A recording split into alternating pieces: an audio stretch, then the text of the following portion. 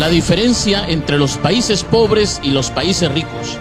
Los países desarrollados, los países que se han enriquecido porque han invertido en ciencia y en tecnología. Ellos saben que el desarrollo científico no es caro. Lo que es caro es la pobreza, es la ignorancia, es el atraso. Los países pobres están enfocados en vender materias primas. Creen que la riqueza está debajo de la tierra. Creen que la riqueza es el oro, el petróleo. Los países ricos creen que la verdadera riqueza está en su gente, en la educación de su pueblo. Pongamos un ejemplo. Un país pobre le vende cacao a un país rico.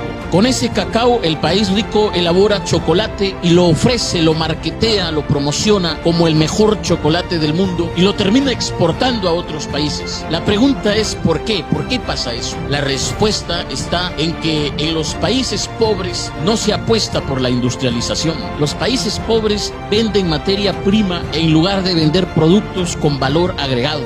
Y otra diferencia entre los países pobres y los países ricos, y esta es quizá la diferencia más significativa, la diferencia más importante, está en sus dirigentes. En los países ricos hay estadistas, en los países pobres hay politiqueros. La diferencia entre estadistas y politiqueros es que los estadistas, señores, los estadistas piensan en las próximas generaciones, piensan en el futuro, se proyectan. En el caso de los politiqueros no son los que piensan en las próximas generaciones, son los que piensan en las próximas elecciones. En los países pobres pasa eso. Estamos llenos ¿de qué? De alcaldes, de diputados, de gobernadores, presidentes regionales, presidentes de la república, que están pensando no en el pueblo, no en el futuro, sino en cómo recuperar lo que han invertido en sus campañas. ¿Por qué? Porque ven la política no como la oportunidad para servir, sino como la oportunidad para hacer negocio. Por eso es que ves gente que llega al municipio siendo pobre y sale rico,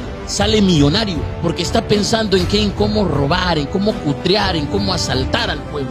Y esa es la diferencia. Pongamos como ejemplo el caso de Noruega. Fíjense, hasta 1960, inicios de 1960, Noruega era considerado por los países escandinavos, es decir, por Suecia y por Suiza, como el primo pobre. Noruega era un país pobre, era un país de pastores, de pescadores. Pero sucede que en Noruega se encontraron enormes yacimientos de petróleo. Encontraron petróleo y entonces el país empezó a experimentar un periodo de bonanza. Sin embargo, fíjense, oído a la música, a inicios de la década del 90, los noruegos hicieron lo que se conoce como el Fondo Soberano de Noruega. Los noruegos dijeron, oye, el petróleo se puede acabar, hay que pensar en el futuro. ¿Qué vamos a hacer con este dinero que está generando el petróleo? Los noruegos hicieron un fondo de inversión, el Fondo Soberano, y empezaron a invertir en empresas. Noruega como país tiene acciones de Apple, de Microsoft, tienen acciones en 80 de las empresas más grandes de España. Son dueños, son propietarios, son accionistas del 1.5% de todas las empresas que cotizan en bolsa a nivel mundial. Y el Fondo Soberano, este fondo de inversión, genera tantas ganancias que ya supera al dinero que les genera el petróleo. Es decir, Noruega ya no depende del petróleo.